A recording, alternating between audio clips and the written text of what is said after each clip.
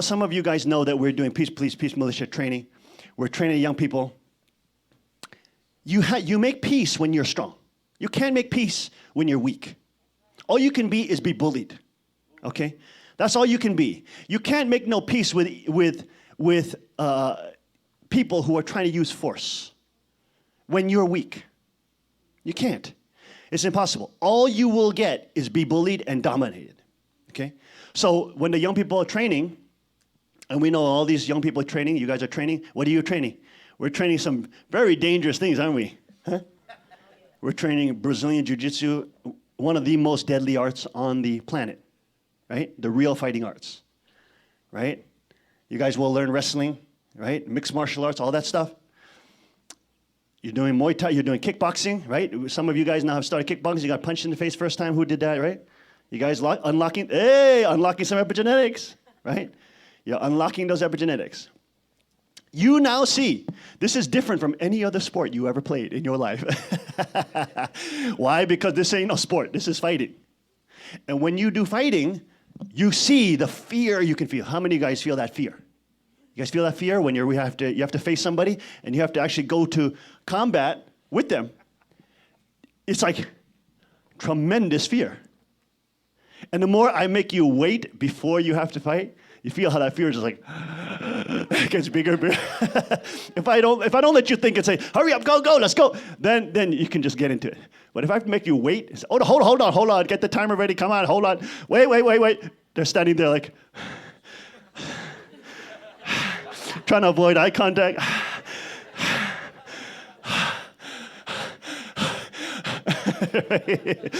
You guys start feeling that, right? This is not a sport. Obviously, you know, they call it a sport because you have to go through athletic commissions and you have to be nice about it and politically correct. This ain't no sport. This is fighting. In a sense, it's real fighting, okay? And in this type of real fighting, you cannot lie. You cannot lie. One thing I love, and this is why I trained these kind of arts when I was very young. When I first started training, and of course everybody knows martial arts saved my life, I started in the Tongi Mudo, which is a blend of Taekwondo and Judo, so made by doctors, I consider. But I went to blue belt, up to blue belt in that thing, okay, and they have a different belt system. And I knew this was fake. This is totally fake. Because you have to fight this, you're sparring this guy. You cannot hit his head. You cannot punch his head. You cannot elbow his face. You cannot kick him in the head. You cannot grab his head and knee him. You can only hit his chest and his abdomen. You cannot kick below his waist. How fake is that? When are you ever going to be in a real Mortal Kombat and say, wait a minute, you can't kick below the belt and can't hit the head? Who's going to listen to that? So I knew this was fake. This is fake, right? And then, obviously, God, and I now know God led me to just, fall in love with the martial arts, especially the real combat arts. So I fell in love with like Bruce Lee, and everybody in school called me Bruce Lee. And I had the haircut, and I wore the kung fu clothes and everything, okay? I had the whole thing going on, all right? Everybody called me Bruce at school. And that's why I had a lot of kids I had a lot of friends. My friends were predominantly like black and Latino kids because they grew up watching kung fu movies. They thought I was super cool. Man, this kid is Bruce Lee, man. This guy is Bruce Lee. So it was in that, once I realized this martial arts are fake, I needed to start learning real martial arts. It was through the philosophy of Bruce Lee and the study of martial arts there. And the philosophy is what? You have to seek truth. You have to seek what works. You have to seek what actually is real in combat. You have to throw away which does not work and use what does. So Jeet Kune Do is the art he made. And once I trained there, that's where I got connected to Brazilian Jiu-Jitsu. Okay?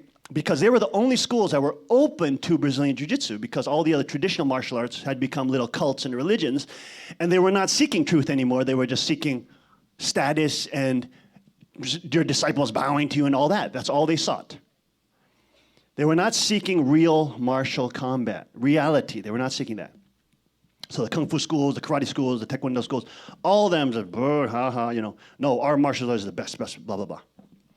So then at that time in the 90s is when the UFC first started. Before that, the Brazilian Jiu-Jitsu and the Gracie family had open challenges. Anybody can come and fight us. That's what they said. It's called the Gracie Challenge. Anybody. You can be a master in Kung Fu. You can be a Sifu, Taekwondo master. Everybody. You can bring all your students. You come fight us one-on-one. No rules. Only rules is no biting and no eye gouging. That's it. You can kick the groin. You can pull the balls out. Whatever you want to do. You can do whatever you want to do. However deadly techniques you have. You can tiger claw the throat and pull the larynx out. Do whatever you want. No rules. Okay, let's see really what works, what does not. And so it's in this decade or so where the Gracie family had to fight almost all the top martial artists. So when you look at the original Ultimate Fighting Championships and the martial arts championships, you will see them go against Brazilian Jiu-Jitsu versus Judo, versus wrestling, versus Olympic wrestling, versus karate, versus Kyokushin Kaikan, versus Muay Thai, versus like world champion Muay Thai fighters came in to fight. Okay, and everybody said they had this best style. Only one killed them all. Only one destroyed all of the other martial arts. Only one. And the guy was skinny, he was small, he was unathletic, he was not even muscular. It's like, what the heck's going on? You got these huge built up guys and they're like champions in pancrase and champions in wrestling. And this skinny Brazilian flabby guy is beating them all. What is going on? This is not what we see in the movies. So this guy beat everybody. His name was Royce Gracie. He's still training and still teaching today. I had the pleasure of training with some of his brothers. But he changed the martial arts world. The entire world flipped on its head because everybody who thought they were tough training in martial arts got a huge reality check. That, whoa, we don't know ground fighting. We don't know how to finish fights on the ground. And 93% of fighting goes to the ground. 93%. So all you kids, all the ninjas who are training with me, you know, even though we do striking and stuff like that, ground fighting is the base. It's the key to it all. You can be the best striker in the world. All somebody has to do is take you down and you're dead. So it's in that whole environment that from a young age, we were pursuing truth. The martial war code, the warrior code, yes, but also pursuing truth. And it got us connected to all these kind of incredible, real combat-based arts. Now, as you all know, because it's very, very controversial, usually this kind of is very underground. These kind of fight clubs are underground. You know, the Brazilian Jiu-Jitsu dojos were fight clubs. You know, people come there to fight. They don't come there to learn forms. They were the original fight clubs. So you have, you know, and Kuk Jung was training, Hyun Jung was training too. So you have Reverend Moon's sons going training at fight clubs. You see, so for us, it's like we're keeping that under the radar. Because at that time, it's not mainstream like it is now. It's not an NBC. Everybody sees it as, this is terrible stuff, you know? But it was interesting because all through all that, all those kind of experience, and then me even trying to, you know, not show that I know these arts. If you saw me and you didn't know that we trained, you would just think, oh, I'm just a normal guy, I'm very nice, and I don't try to intimidate people, and I don't try to intimidate other folks. I'm a very kind person, I'm nice. And people, so they did not assume that we would know these kind of arts. It only was when we were serving Father directly, in that direct relationship with Father, that you can't hide this stuff anymore, because since you live so close to Father in proximity, since you're so close to the King of Kings, everything comes out. You can't hide it, right? What you're really interested in, what God has put in your life, it comes out.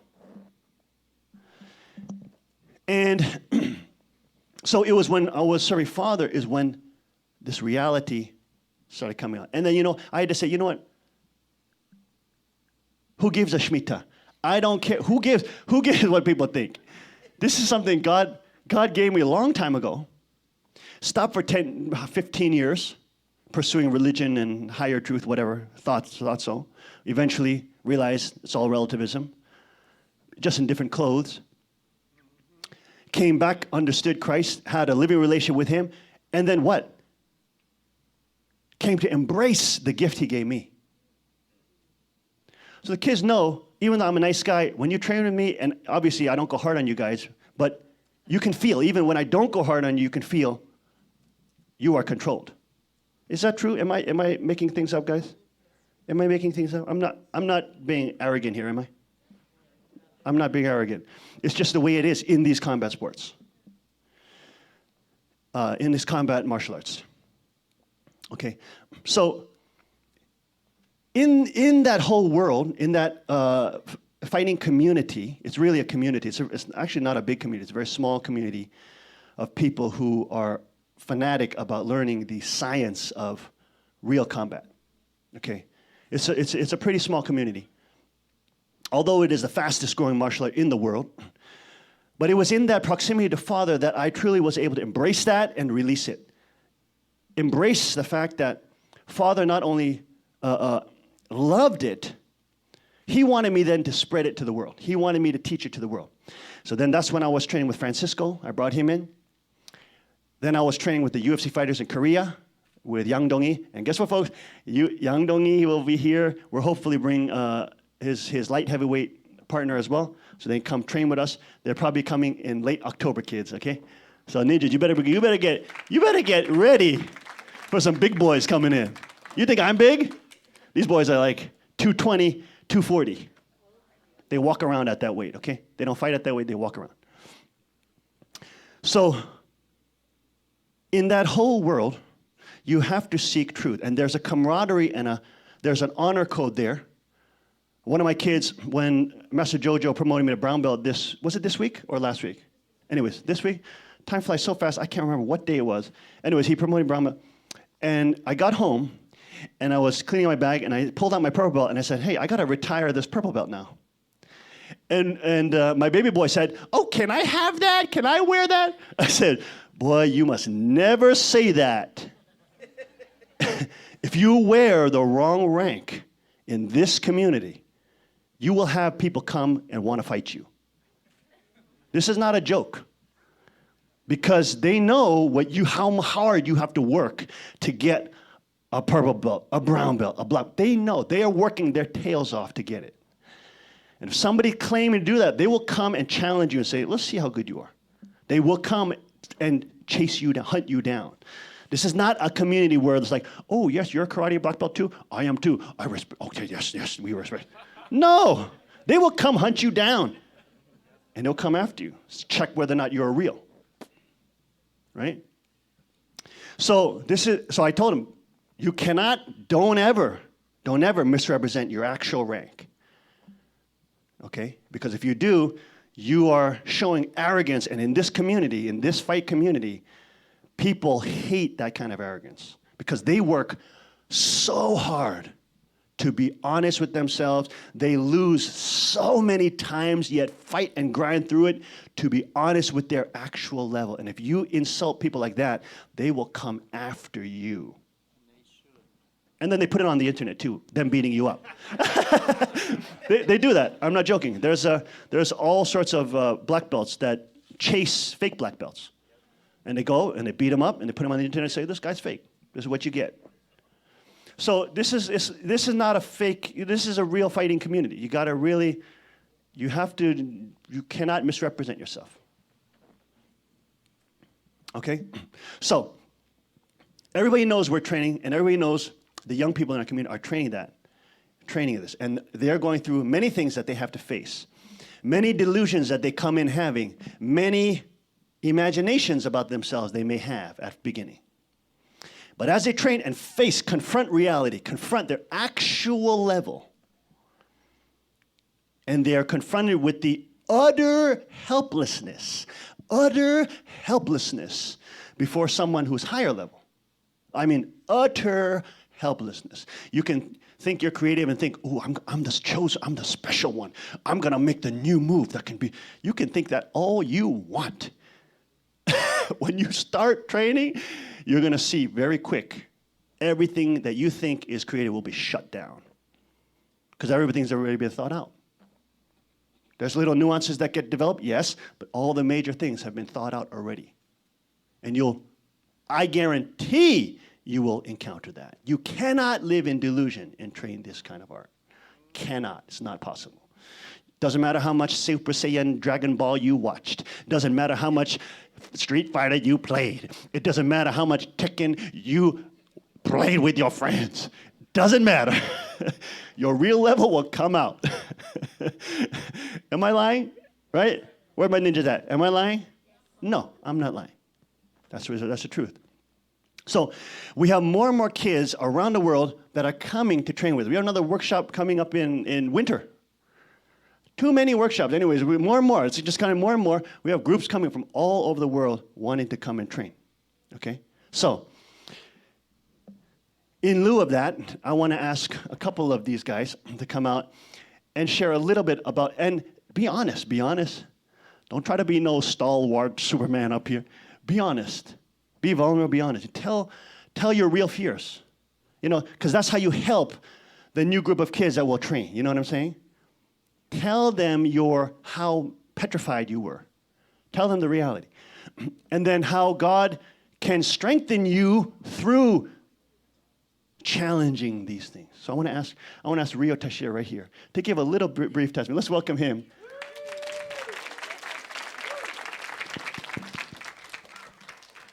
Hello, everyone. Yeah, thank you, Hyungjin. So I started whenever Hyungjin started opening up the training. Me and my brother, we were one of the first. I guess that was January or February. I can't remember exactly when, but it was early this year. And so we've been doing about 6 months now. And we're very grateful to have this opportunity. I mean, when Hyungjin announced that he was opening up the training, we were so happy because kind of wanted to.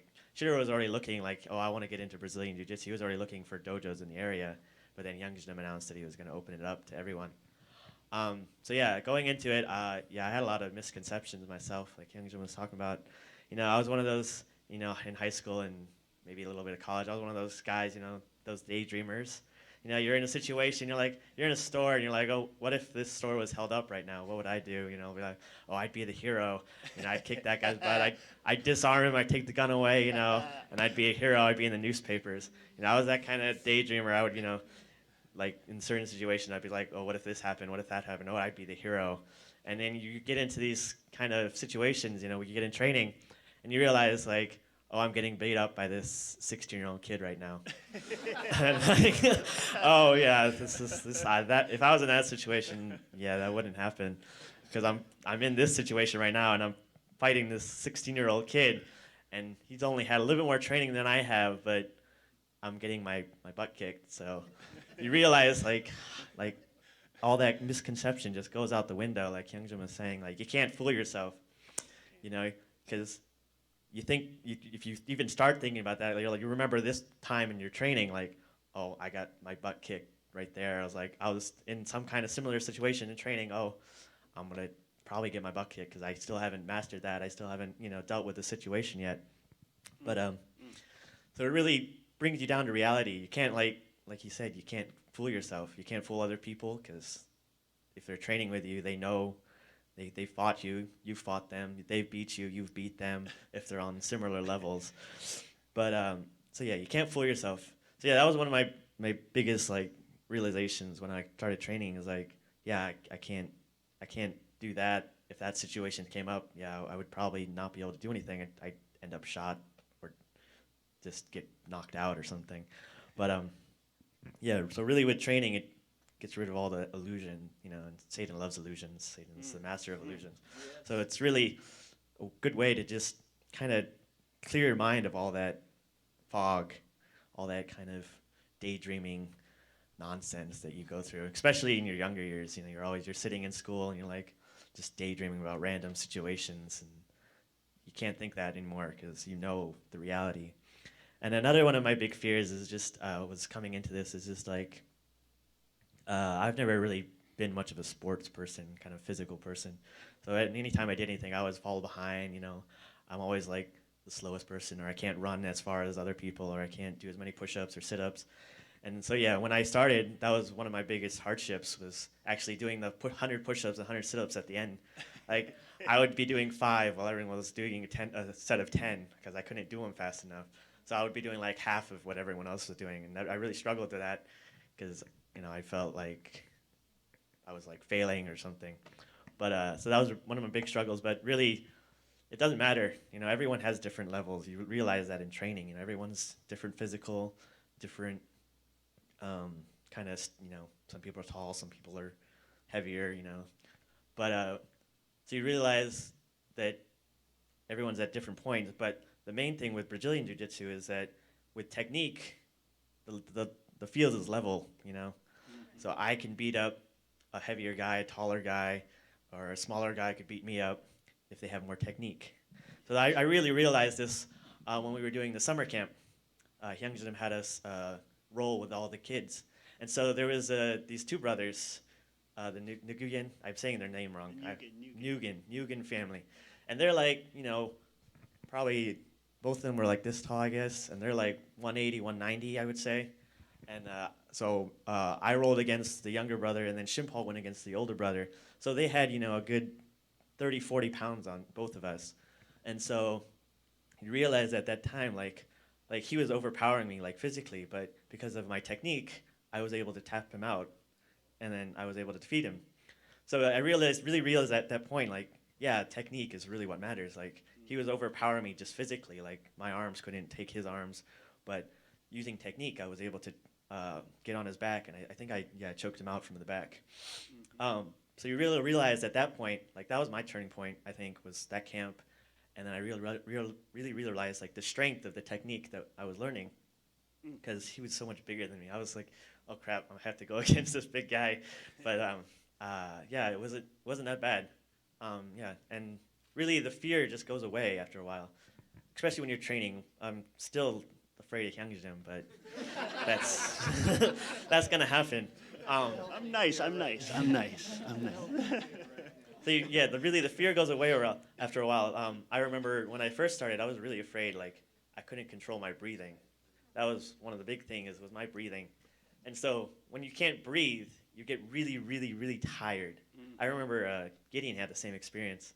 His first training, he was like super like hyperventilating, and yeah, you get really pumped up, and you're like, that's your breathing, right? Like literally, that's how you breathe when you're fighting. Like someone's on top of you, and you're trying to push them off, and you're breathing like that. So you really have to kind of get past that, and that's mainly just like controlling your like animal instincts, because you're like your muscles are automatically tensing up. Everything's tensing up. Everything's going like 200%. Everything's like fast mode right there. So you're breathing fast, your heart's beating fast, your muscles are all tense, so you get really tired. And that, with Brazilian Jiu-Jitsu, if you're on equal technique level, that's not good. Because if you're on equal technique, sometimes the matches can go for quite a while. So if you're like wearing yourself out and then you have to keep going, you're like, oh, I have another, Young's gonna make me roll with that person, Young's gonna make me roll with that person after this. So you really have to like get past that, because if you don't, you're gonna die. So that was one of my things. So like, if I don't get control of myself, like I have to keep rolling with people. I'm gonna die, and I'm like gonna like pass out from hyperventilating. So that was really one of the things I had to work on myself, was just controlling myself. And so I think that's really like with fighting, you have to really control yourself, because if you're not in control of yourself, the other person's gonna control you. And that's like what Hyungjin was talking about. Like he has so much more technique, so he's gonna control us. But if we're on equal technique, the person who's more in control of themselves will win, I think. If you're on equal technique, the person more in control of themselves and their mind and body is more unified, they're going to win. So I feel like that's a big part, like divine principle, can be related to this, is mind and body unity. Yes. If you're not in control of your body, you're going to be hyperventilating, your muscles are going to be tensing up, you're going to get cramps, your heart's going to be beating too fast, and you're going to lose.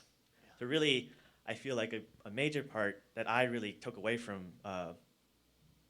learning and training with Hyungjin was mind and body unity, getting that kind of like self-awareness, self-composure, and being aware of what my body is doing, be aware like of where my mind is going, and being in control of that. So I really am so grateful that I could take that away and kind of have that in my own life, that kind of mind and body unity kind of experience and kind of training to better myself in that way. So I'm so grateful to Hyungjim for training us, and also I want to thank Kyokshim. Kyokshim's been so supportive of Hyungjim's training. He bought the mats, our lovely mats. Thank you so much, Kyokshim. And Kyokshim is really supportive of what Hyungjim's doing with the training, so I'm so grateful to both of them. Thank you. Glory to God. Glory to God, Rio. Wow. That's a beautiful point he made. Thank you, Rio. Did you notice how he said you learn how to control your animal instincts? Yes. Right? Your animal instincts, your natural instinct. Now, how important is that to fight temptation, folks? Think about that. Right? In your life, when you have an animal instinct or you have Satan is tempting you with that physical instinct, you have to be able to fight that with spiritual power. That makes sense? Yes. Now, you didn't notice what he just said? Right? He actually is training. While they're doing the physical training, they're losing weight, they're getting hard, some stronger, some of them are getting 6 packs. Okay, yeah, those are the accoutrements that you get by training hard. But at the same time, they're working their spiritual muscles to keep themselves strong, keep themselves pure, to keep themselves mentally in the warrior spirit, keep the armor of God on, So beautiful, beautiful. I'm going to ask also Christina, this young lady, this girl is something else. Christina, if you meet her, she's the sweetest little girl you're ever going to meet. But she can skin a buck, she can catch turkey, and, she go out and skin, squirrels and groundhogs, and she is a real nature lady. Like she's an outdoors woman, okay? Her mom obviously works. Where's she at? Where's Lisa? You know her, Lisa. Everybody know Lisa and the Ellisons. And this girl, she has been horseback riding since she's young. So she's got like super power for legs, okay? So at first, now Christina she has a great attitude. But even she knows she's not like the most coordinated person. She's not going to learn things the fastest. But she knows that. But one thing she does is she keeps working at it. She does not quit. She does not quit. And this is a type of, think about it, this is like fighting art. So usually, folks, girls are totally scared of this kind of martial art. Because it's not like karate where you can, you just do a form and everybody claps and goes, oh, you're so great. That's fake. That's fake. You have to fight people to get respect in this world, in this community. You know what I mean? So girls are usually petrified of this kind of thing. They'd rather, watch a movie of Charlie's Angels and feel like I'm strong. Instead of actually go through the hard work and grind it out and get stronger, right? Christina has an incredible attitude. Of course, I've all warned them, you guys are still beginners. So once you get close to the blue belt level and you guys get the blue belt and we promote you to blue belt, you're going to get the curse. Because that's where it's going to get really stressful. And all the white belts going to be hunting you. And all the top, you're still not going to be good enough to beat the upper guys. And all the blue belts will be hunting you too. So you got 360 hunting going on. So when you guys get the blue belt, watch, you're going to go really through another valley of shadows. And you feel it. Anybody who trains with us, it's not easy to come to training every day. You got to push yourself sometimes to get to training because it is hard training, right? Sometimes you really just don't want to go make an excuse. Oh, I'm sick, my tummy hurts, blah, blah, blah. Right? But Christina, she is improving so excellently. I'm so proud of her. When she started, she could not face the boys. She was not strong enough. In her mind, she thought she could, but she was not. And so when I made her go with the boys, she had a lot of hard times. She was defeated very quickly. And that was a good reality check for her as a lady, as a girl, because in this culture, you're so brainwashed as a woman you're just brainwashed to believe that you're just as strong as a man because you believe it. It's not true. You're not going to be as strong as a man. Even though you're same weight, you won't be as strong as a man. So for her, and I know she's not thinking about that, like in her mind, she's not analyzing that, or she's not like just ruminating on that. But just culturally, that's what you're taught in this Western culture. You're just taught that men are, they're nothing, and they're kind of losers, they're weak, and you're weaker than you think, etc. But when you do this kind of fighting art, you quickly see that the explosive power, the difference between explosion power between when small boys who are smaller than her. She would have a hard time with smaller boys at first. Like when I first started, she started getting stronger amongst the girls, and she started beating up all the girls. And emo gives you a good run, right? Emo gives her a good run. But she went through all the girls, and then I started making her go even small boys at first. And you felt the difference, right? Those small boys, even they're small, they're much lighter than her, but they're fast, they're explosive. My wife is going through that right now. She's going through that shock therapy, like, these boys are fast, they're doing all these crazy things. And they're so explosive. It's like, girls don't move like that, she didn't. So as they move up and train and they're training with like boys like Caleb and Taesung. Taesung's not even in here, right? Smaller kids. But Christina, she had a great warrior spirit. Many things going on, but she had to find it in herself to stay strong with the armor of God and say, you know what, I'm going to fight through all these difficulties, all these fears I got, all those things. I make her train with the boys. And we're transparent about it because you can't lie, right? I make her go with Shugi, I make her go with Rio. These guys are much stronger than Caleb and Taesung, right? And she can beat you guys sometimes, right? With technique, right? I make her go with my boys too. They still beat you up a little bit, right? So you get that reality check. But it's wonderful to see a young lady who is coming to grips with that whole aspect of the dimension of her, which is not delusion-based. It's not delusion-based. It's reality-based. And her understanding and her now understand how to control force, how to use deadly force. This girl now is at the level she can kill a man who is not trained. I'm confident in that. I'm confident she can, because folks, you understand, when you constrict the neck and you do it properly, you will effectively kill that person if you hold it long enough. They'll pass out and die. They'll have permanent brain damage and or die. So at her level now, even though she's trained just a couple months, she's had a very good attitude about it. You're gonna go through another valley at Blue Belt, I guarantee you. But she's had a great, excellent spirit about it. I think she really is trying to find God through it too, which I feel that just personally. But she's been able to become a really strong, beautiful, empowered woman. Somebody who is not delusional. Somebody who is realistic with her power. And somebody who is responsible with that power. She's not just going to go beat up people. She can beat up boys now. I mean, guys who have trained under me. Okay, so she's doing phenomenal.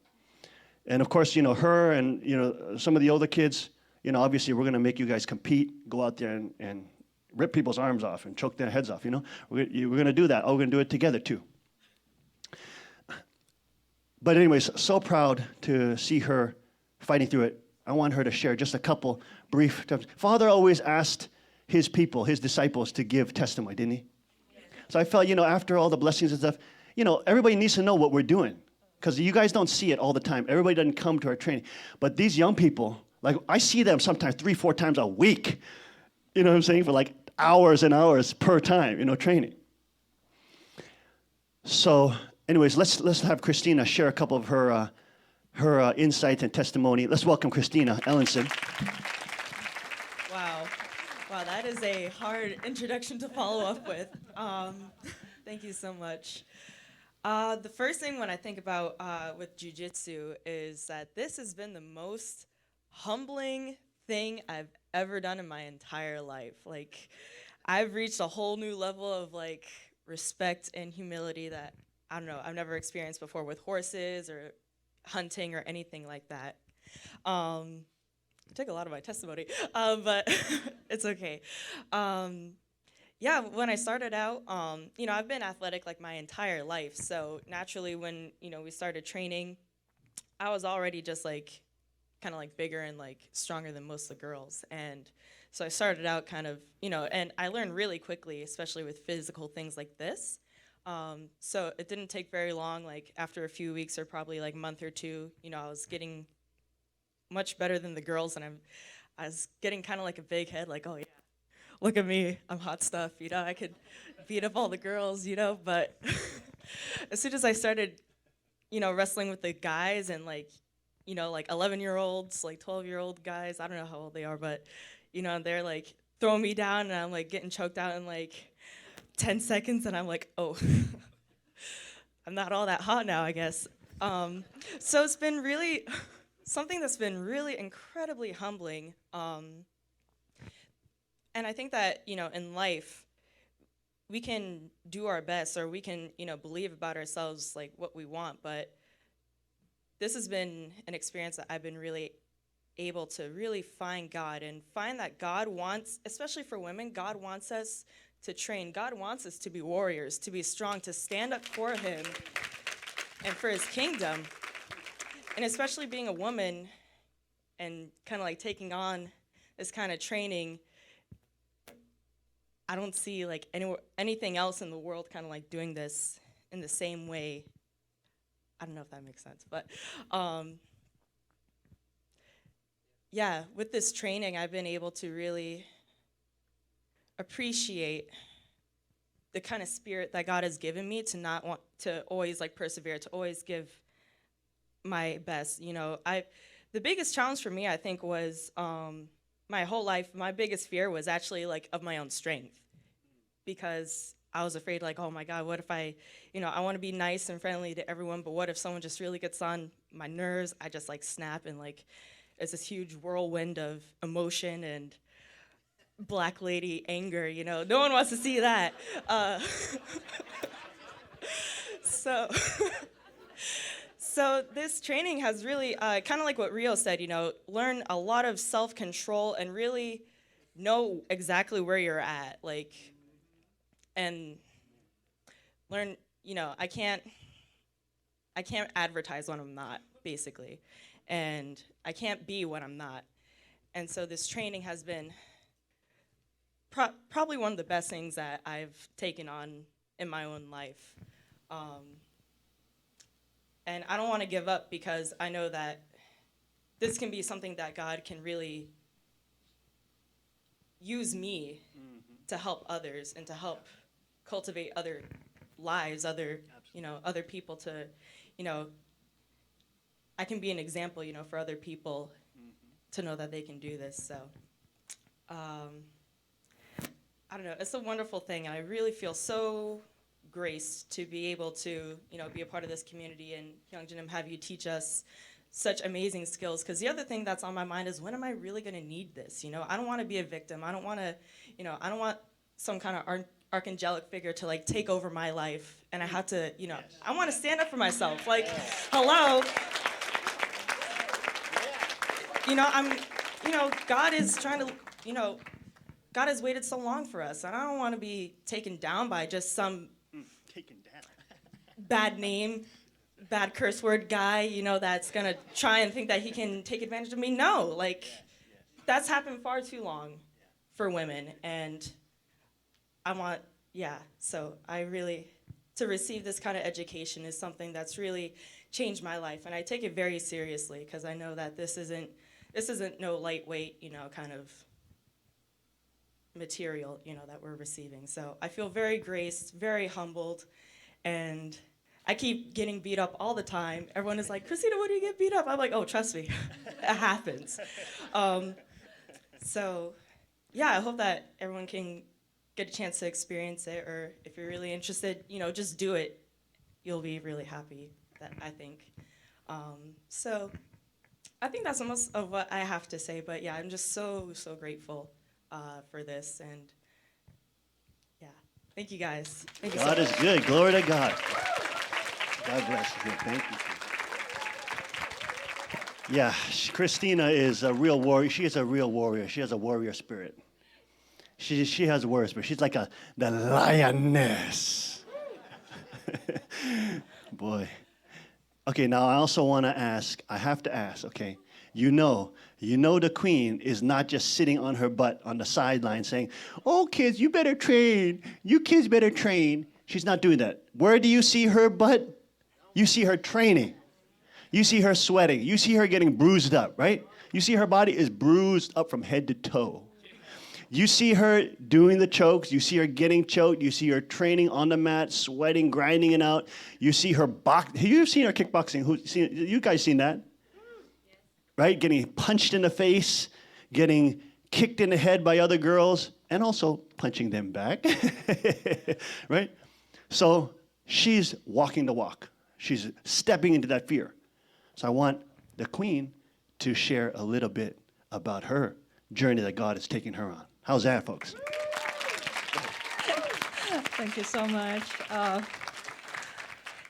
This morning he said he might do the testimony. He might make me do the testimony about the jiu-jitsu training and all this martial art training. So I asked him, should I prepare? Should I quickly prepare some statement? And he said, oh, no, just be natural, just be natural. But I should have prepared something. I feel like, oh, right now. But my head is like, I don't know what to say. The first thing I have to say is, if you know me, I actually majored in fine art. So I'm very, quiet, very shy, and nobody believes it, but I'm such a person. So I love to draw, I love to read, and I'm very, like, how to say, I enjoy the serenity, this quiet moment. Wimpy, wimpy, wimpy, wimpy. But as you know, the canvas or book never fight you back or choke you in your neck, right? So this was like a big challenge for me, just mentally gripping this idea that, someone is trying to really, fight, try to kill you kind of feeling, right? Because if somebody choke you, that means you can dead by this person. That's what it means, right? That's why we tap. So I literally, people think I'm joking or whatever, but I seriously, before I was so petrified. Youngjim said, girls usually, they don't like to this training and they rather go to a movie theater and watch Charlie's Angels, want to be like, oh, I'm strong. Yeah, I was that kind of person. I was. And then it was such a, I was so shaky. I mean, you can visually see me shaking also, but I was so shaky. I'm not joking about this. I literally recite this 2 Timothy 1:7. God did not give me a spirit of fear, but of power, of love, and of sound mind. I must have recited that 50 times before as the jiu-jitsu time, 7 o'clock comes near, I'm like, from morning, I'm like, okay, whenever this fear comes up, okay, I'm gonna recite that. And I've been reciting that over and over and over. And it's like as the Tuesday come near, that's the training time. From Sunday night, I start to get nervous. It's like, oh, the train is coming. Oh, I couldn't go to sleep. And this has been, Youngjim said I get bruised up and all that. But it's not because I'm training harder than anybody else. But my body type is like, I guess I easily get bruised. But it's been really amazing journey to really see myself and to really it really made me humble. One of the things that I really believe this real martial art training, this is not just the kata, but this is a real physical training, and you really know your level. And all the kids who's training together knows where they are at. So it's like yesterday I might able to tap this person, but tomorrow I might get tapped and might get choked. And Hyungjin mentioned also Taesung, and then Caleb. And those guys are now my training partner, David. They're like, how old are they? Like the Taesung and then the Caleb is like 13, 14, something like that. 12. But they're so fast. I always get tapped. So I have another level of appreciation for boys too. And another thing that I'm very grateful is my boy is doing videotaping, but he always teaches me. Oh, so how does that move goes? And we can actually. I can't spar with them, but I can practice with them so that it builds a tremendous mother and son bonding. When I ever can really, grab his neck and like we roll together, it's an amazing bonding that happening inside a family. I asked him, of course, and he showed me the technique, and there's amazing bonding is going on in the family, and you know what? I really want to get a black belt in Brazilian Jiu-Jitsu because it's also something that Father really, really loved. I really, wish that you guys should have seen the Father's face when I choke. I only want one move from Hyungjin. It's a mataleong choke like this. And Hyungjin told Father, and my wife can do the choking of man. And Hyungjin like advertised it. And then Father's so happy. And then he's like, randomly during the hundoke, he calls out like, okay, you. And then, Yana, you come out and choke this person's neck. And I'm like, oh, this greasy Korean leader. Oh, I want to choke his neck. But Father is having such a fun time. You should have seen his face. It's like he has like it was one of his best entertainment during the hundoke. And I didn't even know what I was doing. But just to see Father being that happy, I know that Father will be very proud of me if I get black belt in Brazilian Jiu-Jitsu. And one last thing that I want to say is, you guys might think, if girls learn this technique, then they might become too like a masculine. And, I don't know, I want my girl to learn this, right? You might think that, but it's actually not true. When they actually learn this martial art, it's not fake martial art. It really shows your level and really makes you humble. And then you can really appreciate your husband too. Wow, the thing that I had in my head is actually not true. And then you can really get to respect your husband. You can get to really respect your son. And my sons, I think they can testify my nagging time. Like, deflated to the ground. I know how deadly they can be, so I don't do that anymore. Okay? So thank you so much, and thank you so much once again. Praise God. 국주님 and Hyungjin. Praise Thank you. God. Glory be to God. It's amazing, folks. It's amazing when we seek truth. And this is what I love about these kind of arts. You have to seek truth. You can't be delusional about it, You have to really be real with yourself. And everybody can see it who trains with you. So you have to actually learn how to get over like, what if somebody saw me lose? I'm going to be like embarrassed. You know what I mean? Because you have to just be like transparent about it. Right? You guys saw me roll with Master Jojo, right? He taps me. I tap him, right? You guys saw that? You guys saw us both doing that? But you just got to be transparent about it. You know somebody's going to be filming you. You know somebody's going to be putting up on the internet. But you just got to get over that, And so this kind of training has just been such a blessing. Personally, I have to say, I've been the most blessed and overjoyed spiritually doing ministry, being here, obviously with our community here and also with our young people, than I could ever be in the palace or anywhere else. Because with that amount, at that time, I have so many responsibilities. I'm flying across the world all the time. And then, I have to do everything on behalf of Father. So I have to be going here, this and this and this. So I was going to make Francisco or my other guys who are trained with me train the kids. But by, God just, all things work for the good for those who believe. And because we believe and we stood fast with God in times of tribulation and stood fast with Father in times of tribulation, God has used this opportunity to really allow us to build the beginnings of the kingdom. And this is what I'm talking about with kingdom proximity. Allow us to come near to the kingdom, right?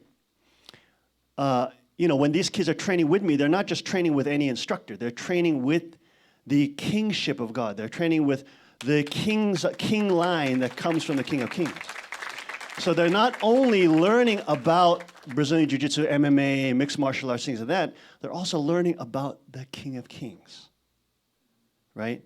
Because when I spend time with Father, Father, of course, has the children who have a seed, but there is a king's line that he has chosen to represent him.